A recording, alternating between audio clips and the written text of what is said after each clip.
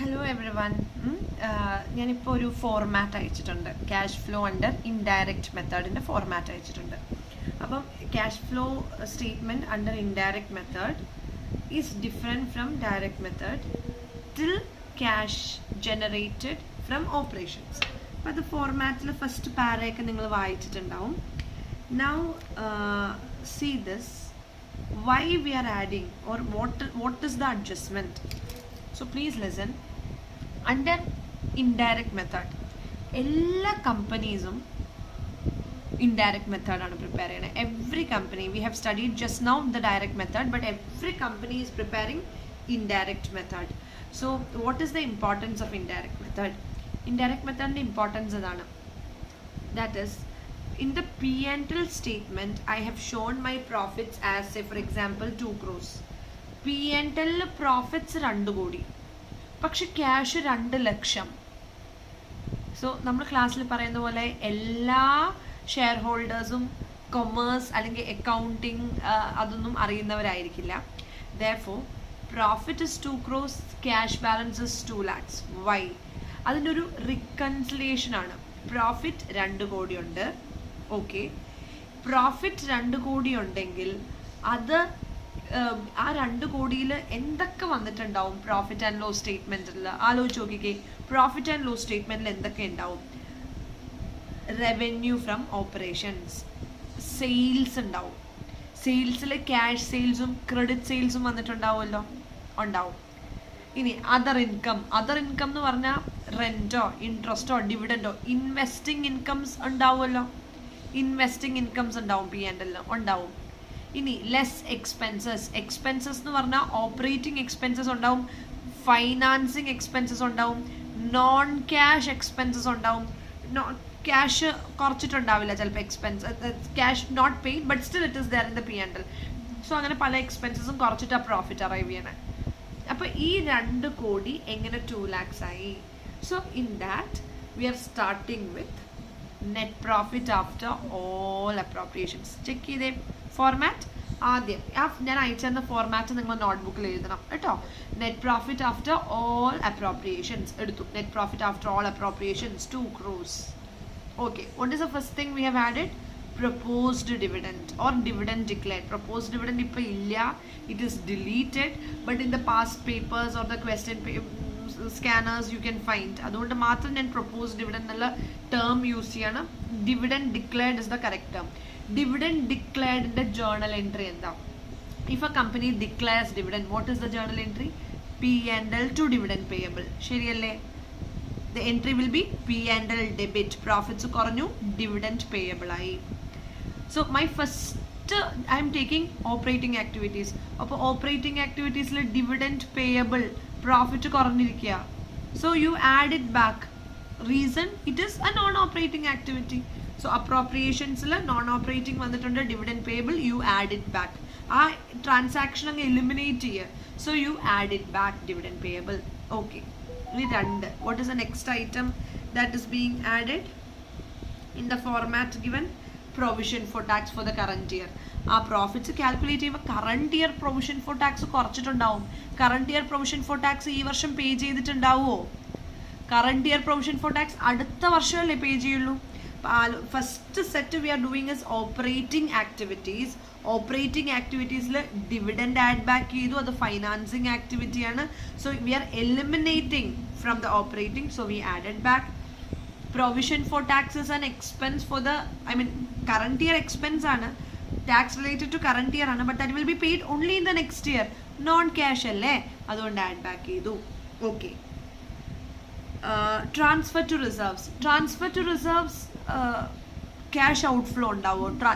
P&L നിന്ന് general റിസർവിലേക്ക് transfer ചെയ്യുമ്പോൾ പ്രോഫിറ്റ് കുറയും, പക്ഷേ is it actually expense? Outflow വരുന്നുണ്ടോ? ഇല്ല, ഒരു റിസർവിൽ നിന്ന് വേറെ റിസർവിലേക്ക് മാറ്റിയിട്ടേ ഉള്ളൂ. സോ അത്രയും പ്രോഫിറ്റ്സ് ഉണ്ട്. So add it back. Then extraordinary items. പ്രോഫിറ്റിൽ ഓൾറെഡി ചിലപ്പോൾ എക്സ്ട്രാ ഓർഡിനറി ഐറ്റം ഇൻകം ആയിട്ട് വന്ന് കാണാം, അതല്ലെങ്കിൽ എക്സ്പെൻസ് ആയിട്ട് ഡിഡക്ട് ചെയ്ത് കാണാം. Whatever it is, reverse it, because extraordinary item ഞങ്ങൾക്ക് സെപ്പറേറ്റ് അഡ്ജസ്റ്റ്മെൻ്റ് ആയിട്ട് കാണിക്കേണ്ടതാണ്. So extraordinary items already deducted ആണെങ്കിൽ ഓൾറെഡി അഡ്ജസ്റ്റഡ് ആണെങ്കിൽ അത് റിവേഴ്സ് ചെയ്യണം. അപ്പം 4 items യു ആഡ് ബാക്ക്. നിങ്ങൾ P&L നിന്ന് പ്രോഫിറ്റ് എടുക്കുക, ബാലൻസ് ഷീറ്റിൽ നിന്ന് ഇഫ് P&L ബാലൻസ് പ്രോഫിറ്റ്സ് എത്രയാണെന്ന് you identify for the current year. Add back dividend payable or interim dividend. Dividend ഉണ്ടെങ്കിൽ അത് ആഡ് ബാക്ക് ചെയ്യണം, കാരണം ഡിവിഡൻഡ് കുറച്ചിട്ടുണ്ടാവും. So add back. Provision for tax paid അല്ല, അത് നെക്സ്റ്റ് ഇയറേ പേ ചെയ്യുള്ളൂ. So add back. Transfer to reserves outflow ഇല്ല, therefore ആഡ് ബാക്ക്. ഇതൊക്കെ പ്രോഫിറ്റ്സ് നിന്ന് കുറഞ്ഞു വന്നിട്ടുണ്ടാവും. And the last one is extraordinary item. Already കുറച്ചിട്ടുണ്ടെങ്കിൽ, എക്സ്പെൻസ് ആയിട്ട് ഡിഡക്ട് ചെയ്തിട്ടുണ്ടെങ്കിൽ അത് റിവേഴ്സ് ചെയ്യുക, ആഡ് ബാക്ക് ചെയ്യുക. ഇൻകം ആയിട്ട് പ്രോഫിറ്റ് കൂട്ടി വന്നിട്ടുണ്ടെങ്കിൽ അത് കുറയ്ക്കുക, റിവേഴ്സ് ചെയ്യുക. Okay, I did that 4 adjustments. So I M we are arriving to format പഠിച്ചേ. we are arriving to net profit before tax and extraordinary items. net profit before tax and extraordinary items.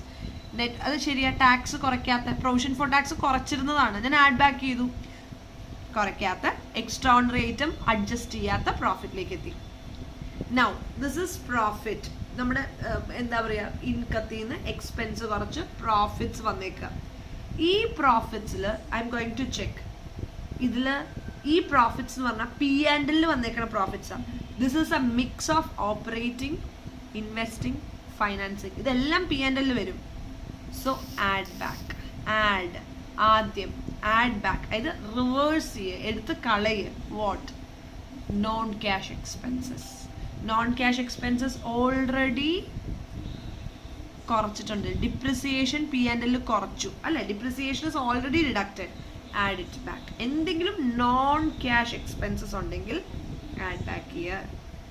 Add non operating expenses. Non operating expenses. Non operating expenses എന്ന് പറഞ്ഞാൽ എന്തൊക്കെയാ? Interest paid ഉണ്ടെങ്കിൽ add back ചെയ്യുക. Interest paid. Loss on sale of investments. Investment വിറ്റപ്പോൾ loss on sale വന്നു, കുറച്ചിട്ടുണ്ട്. അത് P&L debit അല്ലേ വരിക, അപ്പോൾ P&L നിന്ന് കുറഞ്ഞിട്ടുണ്ട്, ആഡ് ബാക്ക് ചെയ്യുക. Less non operating incomes. 3 set of adjustments. 3 set of adjustments we have. One is non-cash expenses, add back here. Non-operating expenses, add back here. Non-operating incomes, കുറയ്ക്കുക. എന്തിനാ ഇങ്ങനെയൊക്കെ ചെയ്യണേ? We are to reach either ഫൈനാൻസിങ്ങും ഇൻവെസ്റ്റിങ്ങും ഓപ്പറേറ്റിങ്ങും എല്ലാം P&L ഉണ്ടാവും. അപ്പം operating മാത്രം വന്നാൽ മതി, ഓപ്പറേറ്റിങ്ങും ക്യാഷും മാത്രം വന്നാൽ മതി. സോ ഇൻവെസ്റ്റിംഗ് വന്നിട്ടുണ്ടെങ്കിൽ അത് റിവേഴ്സ് ചെയ്യുക. റിവേഴ്സ് ചെയ്യുക മീൻസ് എക്സ്പെൻസ് ആണെങ്കിൽ ആഡ് ബാക്ക് ചെയ്യണം, ഇൻകം ആണെങ്കിൽ കുറയ്ക്കണം. I you understanding? Hopefully.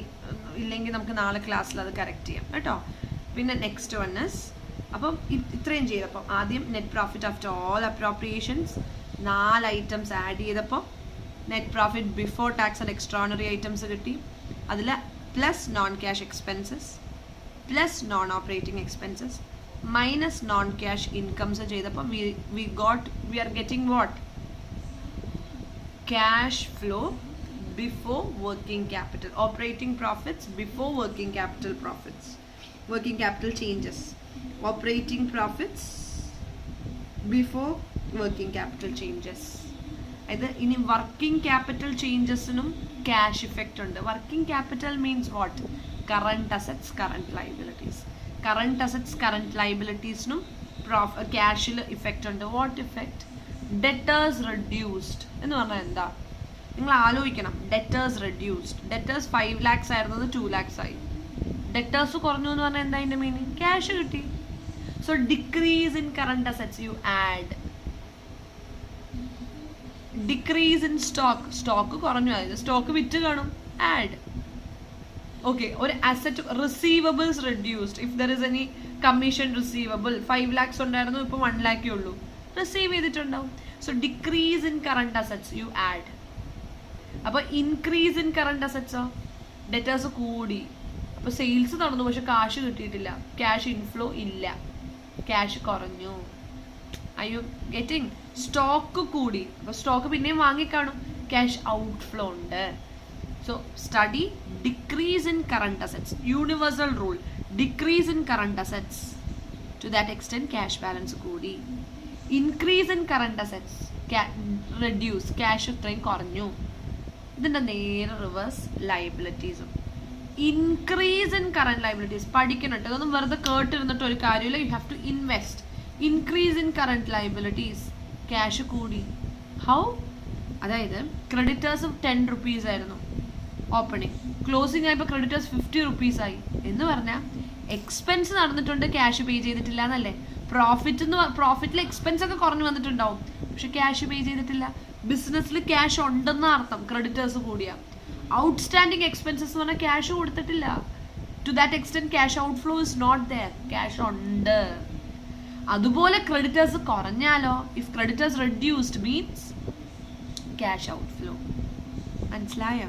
Current liabilities reduced means cash out flow. Current liabilities increased means no cash out flow, cash ഉണ്ട്. സോ ലാസ്റ്റ് അതാണ് add decrease in current assets, increase in current liabilities, less increase in current assets, decrease in current liabilities. You will get cash generated from operations. Direct method നേരെ cash receipts in cash payments കുറച്ച് arrive ചെയ്തു, cash generated from operations. ഇത് profits in ഒരു reconciliation പോലെ arrive ചെയ്യാണ്. That is why it is called as indirect method. So it's nothing but, if this is my P&L, എനിക്ക് ഇതിൽ അതായത് ഇത് പി ആൻഡ് അക്കൗണ്ട് ആണെങ്കിൽ ഇതിൽ ആക്ച്വലി ഇതിൽ 3 സിസേഴ്സ് ഉണ്ട്, 3 കത്രികയുണ്ട്. Instead of taking directly 3 items, what I'm going to do is I will eliminate. ആദ്യം പറയാം, പെന്നൊക്കെ എലിമിനേറ്റ് ചെയ്യൂ. ഓക്കെ, ദെൻ വേറെ എന്തെങ്കിലും ഐറ്റംസ് ഉണ്ടെങ്കിൽ അത് എലിമിനേറ്റ് ചെയ്യൂ. പെൻസിൽസ് ഉണ്ടെങ്കിൽ എലിമിനേറ്റ് ചെയ്യൂ. എല്ലാം എലിമിനേറ്റ് ചെയ്ത് വരുമ്പോൾ നോൺ ക്യാഷ് ഉള്ളതൊക്കെ എലിമിനേറ്റ് ചെയ്യൂ. Finally what you have is operating cash. അപ്പം നോൺ ഓപ്പറേറ്റിംഗ് എലിമിനേറ്റ് ചെയ്തു, നോൺ ക്യാഷ് എലിമിനേറ്റ് ചെയ്തു. ഫോർമാറ്റിൽ ഇതേ ഫോർമാറ്റിൽ we have to prepare. So please study this format and come. We will continue with cash flow statement tomorrow. അപ്പോൾ ഇതിങ്ങനെ വെറുതെ ഒന്ന് കേൾക്ക്. നാളെ നമുക്ക് നേരെ പ്രോബ്ലംസ് എടുത്ത് തുടങ്ങാം. I feel so sorry for cancelling today's class. എനിക്ക് പെട്ടെന്നൊരു എമർജൻസി വന്നുകൊണ്ടാണ്. So please listen to this. Okay.